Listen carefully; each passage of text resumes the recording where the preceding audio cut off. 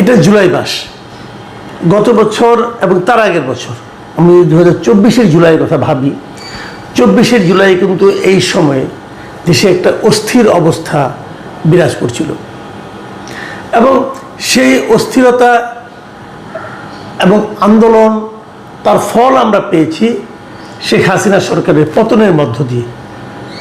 শেখ হাসিনা সরকার চলে গিয়েছে, মানুষের মনে একটা আশা গড়ে উঠেছিল শেখ হাসিনা চলে যাওয়ার পর যে এবার বোধহয় আমরা একটা চেঞ্জ পাব, তরুণদের হাতে একটা এস্টাবলিশড গভর্নমেন্টের পতন এবং তরুণদের নিয়ে আরেকটা সরকারের গঠন।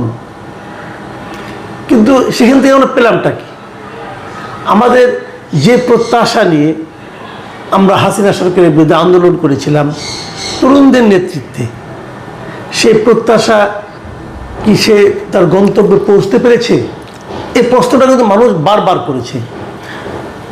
ইউনিট সরকারের 18 মাস করেছে এবং পরবর্তী সময়ে নির্বাচিত সরকার যখন আমরা পেলাম তার যে 5 মাসগুলো, সেখানে কিন্তু সেই একই প্রশ্ন বারবার এসেছে। তো অনেকে বলছে যে ইয়াংদের, মানে এই জেনজি যাদেরকে আমরা বলি, এই তরুণরা ভাঙতে পারে কিন্তু গড়তে পারে না। তরুণরা একটু দুঃসহ অবস্থার অবসান ঘটাতে পারে কিন্তু একটা সুস্থির সময়কে, সুস্থির শাসনকে নিয়ে আসতে পারে না। এই যে একটা ধারণা মানুষের মনে, এই ধারণাটা কেন হয়েছে এবং এই ধারণাটাকে আসলে স্বাভাবিক ধারণা? জেনজি নিয়ে আপনি অনেকদিন ধরে কথা বলছিলেন আমার সঙ্গে, আমরা এটা আলাপ করছিলাম জেনজি প্রকৃতিটা কি, এরা আসলে কি চায়, কেন এদেরকে জেনজি বলা হচ্ছে। আমরা এর মধ্যে অন্যান্য দেশের উদাহরণ দেখলাম। তো এই সামগ্রিকভাবে আপনি আগে আমাদের দেশের ব্যাখ্যা দেন, অথবা আপনি যেভাবে সুবিধা মনে করেন এই জেনজির আন্দোলন এবং জেনজির কর্মকাণ্ড এবং জেনজিকে ঘিরে সাধারণ মানুষের প্রত্যাশা, আপনি এগুলি কীভাবে ব্যাখ্যা করবেন? Thank you. আমার মনে হয় জেনজি কি এইটা একটু বললে তাহলে জিনিসটা ক্লিয়ার হয় আর কি, তাহলে বোঝা যাবে আর কি। দেখেন, জেনজি আমরা বলতেছি যে 1997 সাল থেকে 2012 সাল পর্যন্ত যারা জন্মেছে তারা হচ্ছে জেনজি, জেনারেশন জেড। তার মানে এখন যাদের বয়স সর্বোচ্চ 29, এক্স্যাক্টলি, আর আপার লিমিট হচ্ছে 29। তো এই জেনজিদের বৈশিষ্ট্য কি? গ্লোবালি যেটা ক্যারেক্টারাইজ করা হয়েছে জেনজির বৈশিষ্ট্য, সেটা হচ্ছে দে আর হাইলি ফোকাসড। 3টা বিষয়ের একটা ফোকাসড হয় তারা। একটা হচ্ছে ডাইভার্সিটি, মানে তারা বৈচিত্র্য পিয়াসী। 2 নম্বর হচ্ছে ইকুইটি হচ্ছে ন্যায়পরায়ণতা, সাম্য। হ্যাঁ, আপনি দেখেন, আমি কোন লেখা যেন লিখছিলাম, মানুষ 30 বছর বয়স পর্যন্ত খুব অনেস্ট থাকে, এটা ইংরেজিতে বলে নাইভ, খুব সহজ সরল। 30 বছর পার হয়ে গেলে নানা সার্কামস্ট্যান্সিয়াল কারণে তারা করাপ্ট হওয়া শুরু করে, বিয়ে করে, অমুক তমুক, চাহিদা বাড়ে ইত্যাদি। বিয়েটাকে করাপশনের দ্বার নাকি, দরজা নাকি? না, করাপশনের দ্বার বলবো না, মানে বিয়ে করলে এত বার্ডেন বাড়ে, রেসপন্সিবিলিটি বাড়ে, সেই অনুযায়ী হয়তো আয় হয় না বলে তাকে এরকম একটা। কিন্তু 30 বছর পর্যন্ত খুব নাইভ থাকে, খুব অনেস্ট থাকে। তো গ্লোবালিও এটা করা হয়েছে যে ইকুইটি জেনজিদের মধ্যে, এটা 29 যেহেতু আপনি বলতেছেন, আমরা বলতেছি। আর একটা হচ্ছে সোশ্যাল চেঞ্জ, তারা সামাজিক পরিবর্তন, একটা নিউ ট্রেন্ড সেট করতে চায়। এই যে নিউ ট্রেন্ড সেট করতে চায়, এটা কিন্তু আমরা অনেক আগেও ইউরোপেও দেখেছি। 60s এই যে অ্যাংরি ইয়াং ম্যান একটা আন্দোলন হয়েছিল, যুদ্ধবিরোধী পরিবেশবাদী আন্দোলন হয়েছিল। নতুন ট্রেন্ড তারা সেট করতে চায়, একটা আকাঙ্ক্ষা থাকে পরিবর্তনের। তো এটা হচ্ছে জেনজিদের ক্যারেক্টারাইজেশনের মানে মূল জায়গাগুলো। দেখেন, আরও কিছু ব্যাপার আছে, এটা ভবিষ্যতের কথা চিন্তা করে বলতে হয়। জেনজির পরে কিন্তু আরেকটা জেনারেশন আসতেছে, সেটাকে আমরা বলতেছি জেনারেশন আলফা। জি, ঠিক আছে। জেনারেশন আলফাটা হচ্ছে 2010 থেকে 2024-এর মধ্যে যারা জন্মেছে, অর্থাৎ এটা আপার লিমিট হচ্ছে 16 বছর। ঠিক আছে। এই জেনারেশন আলফা, তাদের ক্যারেক্টারিস্টিক্সগুলো হবে, এখন তো 16 বছর মাত্র, হবে গ্লোবাল স্মার্টনেস, স্মার্ট টেকনোলজি, এবং আর্টিফিশিয়াল ইন্টেলিজেন্স, এগুলির মধ্যেই তারা আপনার সীমাবদ্ধ হয়ে পড়বে।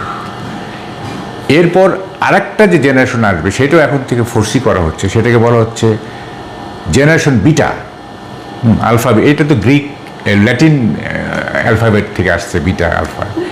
এরা জন্মাবে 25 সাল থেকে 2039 সাল পর্যন্ত। আচ্ছা।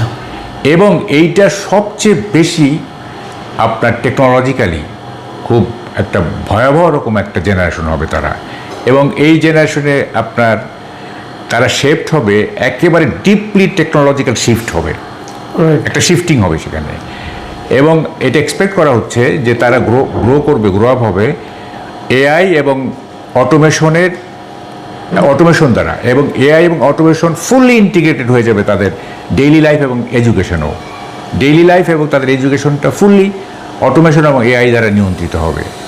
তখন কিন্তু আর এসব কি বলে যে এগুলো পরে আসতেছি। তো এই যে আমরা একটা 3টা জেনারেশন আমরা ভাগ করলাম, জেনজি, জেনারেশন আলফা, জেনারেশন, কারণ আমাদের তো ভবিষ্যতে চিন্তা করতে হবে, তাই না? এই মুহূর্তে যদিও আমরা এই মুহূর্তে বসে আছি। এখন আপনি যে প্রশ্নটা করলেন, এই যে কেন মানে এই যে মানুষের মধ্যে যে ধারণাটা আছে, দেখেন এই যে আপনার শেখ হাসিনা রেজিমের পতন হলো না জেনজিদের নেতৃত্বে, এটা একটা প্রাথমিক বিজয়, ঠিক আছে? এই বিজয়টা যে তারা ক্যারি ফরওয়ার্ড করতে পারলো না, সেগুলোর কতগুলি সাবজেক্টিভ কারণ আছে, কতগুলি অবজেক্টিভ কারণ আছে। জি। একটা কারণ হচ্ছে, সেটা আমি এর আগেও বহুবার বলছি, সেটা হচ্ছে সে সাইমন বলিভারের সেই উক্তিটি, বিখ্যাত উক্তিটি, যে revolution devours its own children, বিপ্লব তার নিজের সন্তানদের খেয়ে ফেলে। এবং এটা অনেক জায়গাতে দেখা গেছে পৃথিবী। বিপ্লব করার সময় যে ডেডিকেশন থাকে, বিপ্লব করার সময় যে মোটিভেশন থাকে, যে ইডিওলজিক্যাল একটা ব্যাপার থাকে, সেইটা বিপ্লব শেষ হয়ে গেলে সেটা থাকে না, তখন ওই বিপ্লব নিজেই এই বিপ্লবীদেরকে খেয়ে ফেলে, ঠিক আছে? এইটা আমরা 71-ও দেখছি। আপনি যদি স্বাধীনতা সংগ্রামকে একটা বিপ্লব ধরেন, তাইলে এই বিপ্লবের পরে যখন বঙ্গবন্ধু আর্মস জমা দিতে বললেন, তখন কিন্তু অধিকাংশ আর্মস জমা দেওয়া হয় নাই, এবং এই আর্মসগুলো দিয়ে নানা রকম অপকর্ম করা হয়েছে, এই ছিনতাই থেকে শুরু করে নানা রকম অপকর্ম হয়েছে। তাহলে দেখা যাচ্ছে যে স্বাধীনতা অর্জনের পরে যারা অংশ নিচ্ছিল তাদের একটা অংশ, সব না, একটা অংশ তারা ডিরেল হয়ে গেল, তারা নানা রকম অপকর্ম। সো এইটা আমাদের মানতে হবে যে revolution devours its own children. 2 নম্বর কারণটা হচ্ছে, দেখেন, technology without liberal arts can be destructive. আপনি যদি শুধু টেকনোলজি নির্ভর, জেনজিরা তো টেকনোলজি নির্ভর একটা মানে জেনারেশন, টেকনোলজির সাথে যদি আপনি লিবারেল আর্ট যুক্ত করতে না পারেন, এই লিবারেল আর্টসের মধ্যে আছে ধরেন ইতিহাস, আপনার এই শিল্প, কলা, ফিলসফি, হ্যাঁ, এই জিনিসগুলো যদি টেকনোলজির সাথে যুক্ত না হয়, তাইলে এইটা ডিস্ট্রাকটিভ হতে পারে। আচ্ছা। এই জন্যই বোধ করি আইনস্টাইনের মতো বড় টেকনোলজিস্ট তো আর পৃথিবীতে জন্মায় নাই, উনি কিন্তু হাতে একটা বেহালা রাখতেন। এটা সিম্বলিক, যে দেখো শুধুমাত্র টেকনোলজি নির্ভর হলে হবে না, এই বেহালাটারও দরকার আছে। উনি কি বেহালা বাজাতে পারতেন না? বাজাতে হয়তো অ্যামেচারিস্ট ছিলেন, কিন্তু উনি সাথে সাথে রাখতেন এটা বেহালাটা। আচ্ছা আচ্ছা আচ্ছা। তো ফলে আমাদের যে আমি দেখেছি যে যারা 5ই আগস্টের আন্দোলনের সাথে যারা জড়িত ছিলেন, তাদের অনেকের মধ্যে ইতিহাস চেতনার ঘাটতি আছে, তাদের অনেকের মধ্যে সুকুমার বৃত্তির ঘাটতি আছে, হ্যাঁ, ইত্যাদি। ফলে শুধু টেকনোলজিটাই আপনাকে একটা নতুন সমাজের ভিত্তি প্রস্তুত নির্মাণ করতে ব্যর্থ হয়েছে, শুধু টেকনোলজিটা। আরেকটা আছে, ধরেন যে অপোজিশনে থাকলে রাজনীতিটা করা খুব সহজ হয়, কারণ আপনি সহজেই মানুষকে এজিটেট করতে পারবেন, সহজেই মানুষকে উত্তেজিত করতে পারবেন।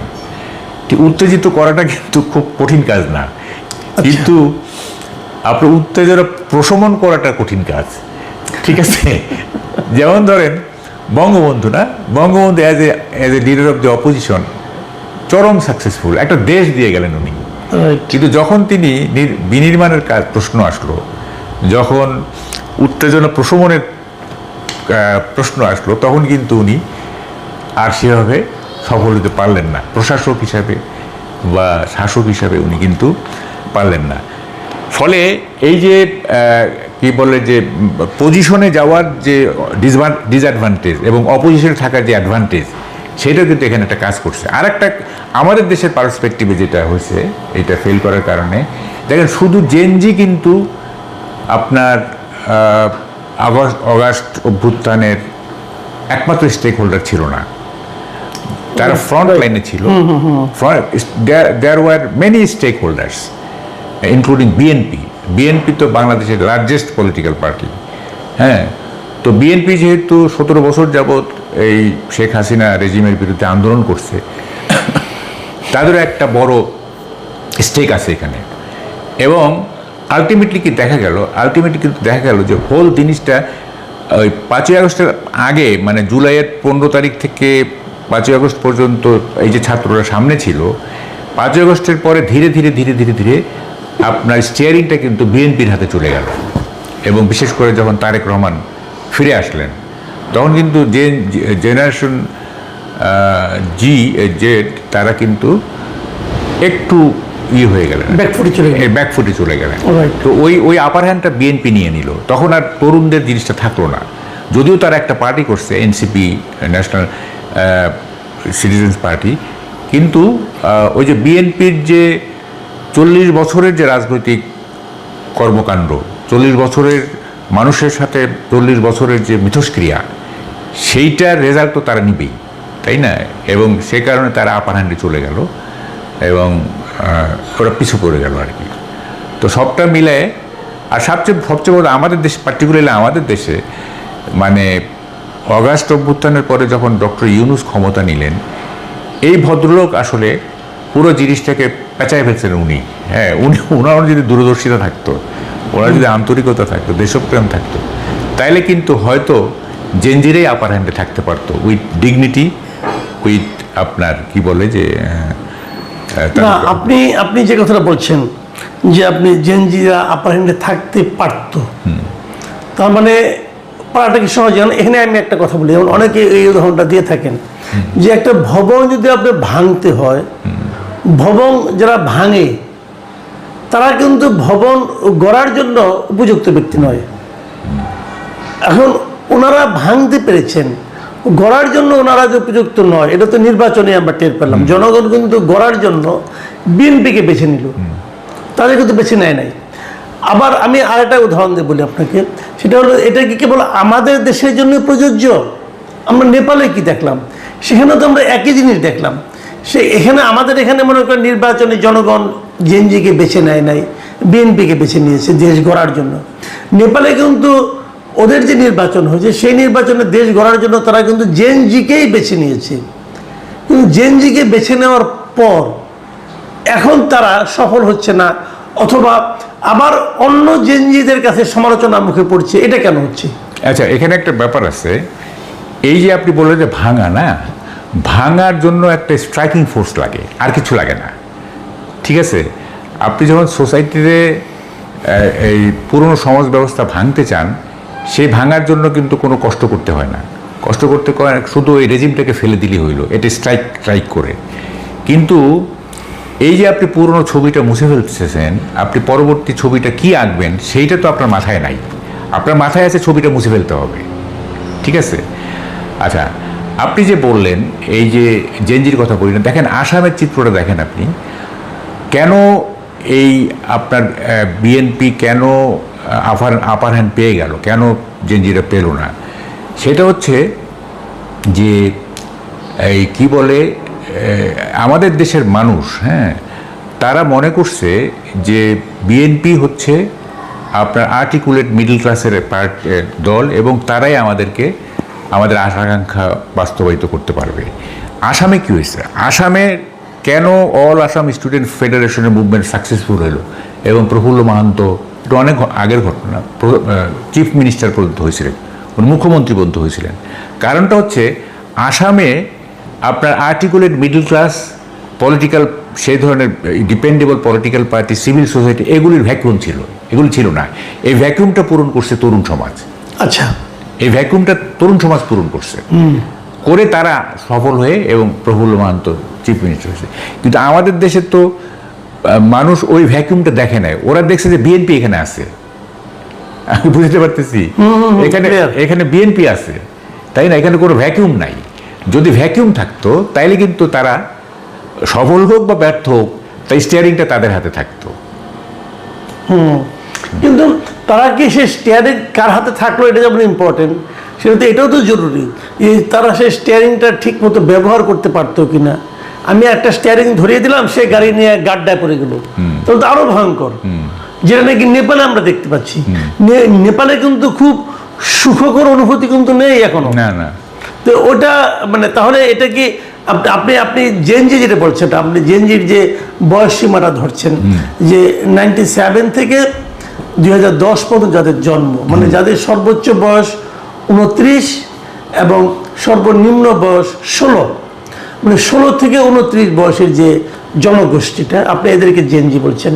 তো এদের মধ্যে কি দেশ পরিচালনা করার মতো অভিজ্ঞতা অথবা ধীর স্থির মনোভাব এটা কি থাকাটা স্বাভাবিক? দেখেন, আমি একটা উদাহরণ দিয়ে আপনাকে বলি, একটা প্রশ্নই করি। এই আমাদের যে ডক্টর ইউনূসের যে সরকারটা ছিল, এই সরকারে কিন্তু বৃদ্ধদের সমাহার ছিল বেশি, কিন্তু এখানে জেনজিদের প্রতিনিধিও কয়েকজন ছিল। যারা ছিল তারা কি তুলনামূলকভাবে বৃদ্ধদের তুলনায় ভালো করেছে? তাদের তো বদনাম আরো বেশি হয়েছে। এটাকে আপনি কি বলবেন? এইখানে বলি আমি, তরুণ সমাজে জেনজিদের উচিত ছিল, দেখেন বাংলাদেশে গ্লোবালি ধরেন যে 33 নিচে কিন্তু কোনো head of the government A পর্যন্ত হয় নাই, ঠিক আছে? এবং আমাদের যে জিয়াউর রহমান ধরেন, উনি প্রেসিডেন্ট হয়েছেন সম্ভবত 38-এ বোধ হয়। আচ্ছা, তো এখন 29 যদি আমি আপার লেভেল ধরি, তাইলে কিন্তু ওই ম্যাচুরিটিটার অনেক ঘাটতি থেকে যাচ্ছে, এক্সপিরিয়েন্স এবং স্কিলের। তরুণ সমাজের উচিত ছিল যে তাদের নেতৃত্ব হিসাবে কিছু মধ্যবয়সী লোককে যুক্ত করা, ঠিক আছে, কিছু মিডল এজেড লোককে যুক্ত করা। এবং যেমন আমরা কি করছিলাম, আমরা জাসদ কি করছিলাম, আমরা কেন ফেল করছি? আমরা ফেল করছি যে আমাদের এজ গ্রুপটা ছিল ওই 16 থেকে 28, আসম রবের বয়স তখন 28, ঠিক আছে? তো ফলে আমরা তো এই কারণে মিডল ক্লাস রেসপেক্টিবিলিটি যেটা বোঝায়, অর্থাৎ মধ্যবিত্তের সম্মান আদায় করা, মধ্যবিত্তের ভালোবাসা আদায় করা, সেটা আমরা আদায় করতে পারিনি। সবাই মনে করছে আরে এরা তো মানে দুধের বাচ্চা, এরকমও বলছে আর কি, তাই না? তো ফলে আপনি মিডল ক্লাস রেসপেক্টিবিলিটি অর্জন করতে গেলে আপনাকে তো নেতৃত্বে এমন কাউকে থাকতে হবে যে সবাই ভাববে যে এই লোকটার কিছু ম্যাচুরিটি আছে, এই লোকটার কিছু দক্ষতা আছে, অভিজ্ঞতা আছে ইত্যাদি, তাই না? তো আমাদের যে জেনজিরা তারা কিন্তু ওইটা করে নাই।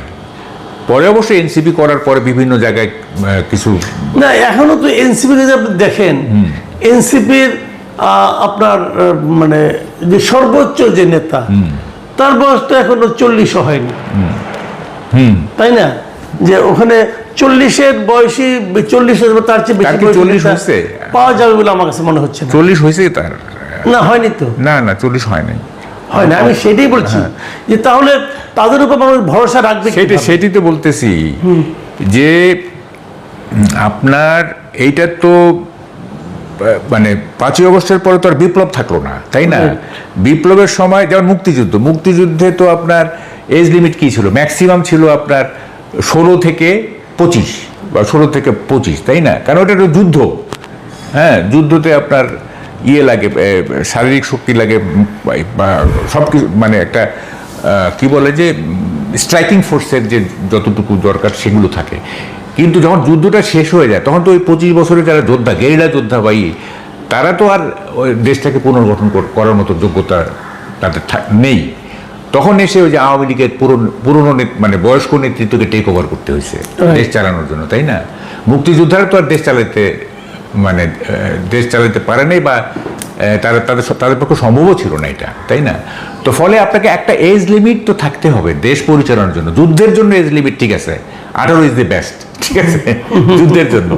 কিন্তু যখন আপনি দেশ চালাবেন তখন আপনাকে certain amount of maturity, sagacity, দূরদর্শিতা এইসব থাকতে হবে, তাই না? তো ফলে সেইটা তো ছিল না। আচ্ছা, বুঝলাম, ওটা ছিল না, কিন্তু এখন তো আছে। এখন আপনি কি দেখছেন? আমরা একটা বিশাল আন্দোলনের মাধ্যমে একটা মানে স্বৈরাচারী সরকার বলি যাই বলি আমাদের উপর চেপেছিল, তাদেরকে আমরা সরাতে সক্ষম হয়েছি। তারপরে 18 মাস আমাদের ভাবলাম একটা দুঃস্বপ্নের মধ্য দিয়ে গেল, কিন্তু এখন তো একটা গণতান্ত্রিক সরকার এসেছে, ম্যাচিউরড গভর্নমেন্ট, এর আগে একাধিকবার ক্ষমতায় থাকার অভিজ্ঞতা আছে, সরকার পরিচালনার অভিজ্ঞতা আছে। তো এরা যখন ক্ষমতায় এলো, এখন এদের কাছ থেকে আপনি কি পাচ্ছেন, কি দেখছেন? এটা কি অন্তর্বর্তীকালীন সরকারের যে এলোমেলো সরকার তার চেয়ে অনেক ভালো কিছু হচ্ছে না কি হচ্ছে? আপনার মূল্যায়নটা কি গত 6 মাসের অথবা 5.5 মাসের? না, আপনার কিছু কিছু বিষয় তো ইন্টারিম গভর্নমেন্টের কন্টিনিউশন চলতেছে কিছু কিছু বিষয়ে, আবার কিছু কিছু পজিটিভ দিকও আছে। যেমন পজিটিভ দিক বলতে আমি বলবো যে প্রাইম মিনিস্টারের একটা গুডউইল আছে, আমি দেখতেছি উনি কিছু করতে চাচ্ছেন। কিন্তু দেখেন, একটা প্রাচীন বটগাছ আপনি সহজেই উপড়ে ফেলতে পারবেন না, ঠিক আছে? এই সোসাইটিটা কি আমাদের একটু বুঝতে হবে। হ্যাঁ, যে এখানে ভালো কিছু করা, আমি দেখেন এটা 10-15 বছর যাবতই বলতেছি যে আমাদের ভালো কিছু হওয়ার নাই। হ্যাঁ, ভালো কিছু হওয়ার নাই। এটা এমন একটা সমাজ, হ্যাঁ, যেমন ধরেন আমরা কি আসলে সিভিলাইজড? প্রশ্ন হচ্ছে এটা আমরা কি আসলে সিভিলাইজড কিনা? দেখেন, যে system that compels its general people to pay to exist, অর্থাৎ টিকে থাকার জন্য পে করতে হয় ইন কাইন্ড অর ক্যাশ, যে সিস্টেম বেঁচে থাকার জন্য আপনাকে করতে হয়, কি বলে যে ওবে করতে হয়, মান্য করতে হয়, ঊর্ধ্বতনদের মান্য করতে হয়, যে সমাজে আপনার খাবার পাওয়ার জন্য প্রতিযোগিতা করতে হয়, এই যে টিসিবির লাইন দেখেন, তাহলে দিস ইজ এ সিস্টেম যেটা আপনাকে বাধ্য করছে টিকে থাকার জন্য পে করতে, বেঁচে থাকার জন্য মান্য করতে এবং খাবার খাওয়ার জন্য প্রতিযোগিতা করতে। This is not a civilisation, this is a prison with shopping privilege. এটা একটা কারাগার, এখানে কেনাকাটার একটা সুযোগ আছে, ঠিক আছে? ইটস নট এ সিভিলাইজেশন, ঠিক আছে? This is a prison. আপনার সুবিধাটা কি? আপনাকে একটা শপিং প্রিভিলেজ দিছে যে আপনার টাকা থাকলে আপনি কিনতে পারবেন, ঠিক আছে? সো এই আনসিভিলাইজড একটা সোসাইটি যদি আপনি পুনর্গঠন করতে চান, এই যে জায়গান্তিক টাস্ক, এটা মুখে বললে হবে না যে আমরা কথা বলি না, অ্যাজ ইফ যে আমরা কথা বললেই বোঝে সময়টা মানে সোসাইটিটা ভালো হয়ে যাবে। This is not so easy. হ্যাঁ, তো ফলে এইটা আমাকে যখন কেউ বলে, দেখেন অনেকে বলে কি every cloud has a silver line, প্রত্যেকটা মেঘেরই নাকি একটা রূপালী রেখা আছে। আই ডোন্ট থিঙ্ক প্রত্যেকটা মেঘের সিলভার লাইন নাই, অন্তত আমাদের মেঘের কোনো সিলভার লাইন নাই, ঠিক আছে? তা আমাকে যখন বলে যে আপনি কি আশাবাদী, আমি বললাম হ্যাঁ আমি আশাবাদী। তার আগে একটা শব্দ লাগাইতে চাই, সেটা হচ্ছে আই এম শেমলেসলি অপটিমিস্টিক। আমি নির্লজ্জভাবে আশাবাদী। হ্যাঁ, মানে আশাবাদী হওয়ার কোনো লজিক নেই, কোনো লজিক নাই, তারপর আশাবাদী। হ্যাঁ, তারপরে আমি আশাবাদী। এই সবাই বলতেছে আচ্ছা ঠিক আছে, ঠিক আছে। তো এটা কোনো, দেখেন কেন আশা করে না, আমরা কেন আশা করতেছি? আপনি যদি 250-300 বছরের ইতিহাস দেখেন, তাইলে দেখবেন যে 250-300 বছর আগে বাঙালি যা ছিল ঠিক একই রকম আছে। জন শোর যে প্রতিবেদন পাঠিয়েছিল ব্রিটিশ পার্লামেন্টে, একই ক্ষেত্রে এই যে মানুষকে ঠকানোকে গুণ মনে করে, অধস্তনদের চোটপাট করে, ঊর্ধ্বতনদের তেলবাজি করে, পরশ্রী কাতর, এই সেই একেবারে হুবহু আছে। জন শোরের আপনি ওই প্রতিবেদনটা বের করেন, ব্রিটিশ পার্লামেন্টে পাঠিয়েছিল, দেখবেন যে যা যা আছে সব আছে। তাইলে আমরা হয় কি, ওই যে স্ফুলিঙ্গ তার পাখায় পেল ক্ষণকালের ছন্দ, উড়ে গিয়ে নিভে গেল এই তার আনন্দ। আমরা মুহূর্তের কতগুলি মুহূর্ত আসে যখন আমরা আনন্দিত হই, যখন আমরা ভালো থাকি, ঠিক আছে? যেমন ধরেন 71-এর 16 ডিসেম্বর, কি মানে জলি মুড, আমাদের দেশ স্বাধীন হয়ে গেছে। তারপরে তখন এরশাদ পতনের পরে কি জলি মুড, তারপরে ধরেন যে 5ই আগস্টে কি জলি মুড। হ্যাঁ, এটা হচ্ছে রবীন্দ্রনাথ। জলি মুডের পাশাপাশি আমি আরেকটা কথা বলি, হ্যাঁ আপনি ঠিক বলেছেন যে প্রতিটা আন্দোলন সফল হওয়ার পর আমরা অত্যন্ত আনন্দিত হয়েছি, সবাইকে জড়িয়ে ধরেছি, একটা উল্লাস, একটা মানে আপনার এই সীমাহীন একটা আনন্দ। কিন্তু সেই আনন্দের মূলে কিন্তু ছিল যতটা না যাদের বিরুদ্ধে আন্দোলন করেছি তাদের পদানত করা, তার চেয়ে বেশি সম্ভবত ছিল যে আমরা এর বিপরীতে হয়তো ভালো কিছু পেতে যাচ্ছি, এই প্রত্যাশা। কিন্তু আমরা কিছুদিন পরেই দেখলাম সেই প্রত্যাশাগুলো আলটিমেটলি ফিকে হয়ে হতে হতে একবারে নিঃশেষ হয়ে গেল। তখন আবার আরও একটা আন্দোলনের প্রস্তুতি, এবং জেনজি যেহেতু প্রযুক্তি নির্ভর একটা প্রজন্ম, এদের প্রস্তুতিটা হচ্ছে খুব দ্রুত বেগে এবং খুব ভয়ঙ্কর রূপে, খুব দ্রুত তারা তাদের বার্তাগুলি ছড়িয়ে দিচ্ছে। এই যদি হয় বাস্তবতা, আপনার কাছে আমার শেষ প্রশ্ন থাকবে যে বর্তমান সরকার যদি সেই প্রত্যাশা পূরণে ব্যর্থ হয়, তাহলে কি আপনি ধারণা করেন যে আরেকটা জেনজিদের আন্দোলন সামনে আমাদের দেখতে হতে পারে, অথবা জেনজির পরবর্তী যে প্রজন্ম তারাও আবার নতুন একটা প্রক্রিয়া আন্দোলনে ঝাঁপিয়ে পড়তে পারে? আচ্ছা, এটা টু দি পয়েন্ট উত্তর দেওয়ার আগে আমি একটু বলি। সেটা হচ্ছে যে আমাদের জেনজির যে আন্দোলন না, এই যে আওয়ামী রেজিমের পতন, সেটা সফল হয়েছে না। ভারতের যে জেনজির আন্দোলন, ককরোচ মুভমেন্ট, সেটা কেন মানে সেইভাবে সফল হলো না? মানে মোদী সরকার তো টিকে আছে, তাই না? না, তারা তো মোদী সরকারের বিরুদ্ধে, মোদী সরকারের পতনের জন্য আন্দোলন করেওনি। আচ্ছা, আমি বলি মোদী সরকারের বিরুদ্ধে পতনের আন্দোলন হইতো, কারণটা আমি বলবো কেন হয়নি আমি বলি। সেটা হচ্ছে বুর্জোয়া ফিলোসফাররা একটা কথা বলে যে আপনি যদি ককরোচ বা তেলেপোকা মারেন এইটা তেমন কোনো অন্যায় না, কিন্তু আপনি যদি প্রজাপতি মারেন তাইলে আপনি এভিল, ঠিক আছে? If you kill a cockroach, you are a hero. And if you kill a butterfly, you are evil.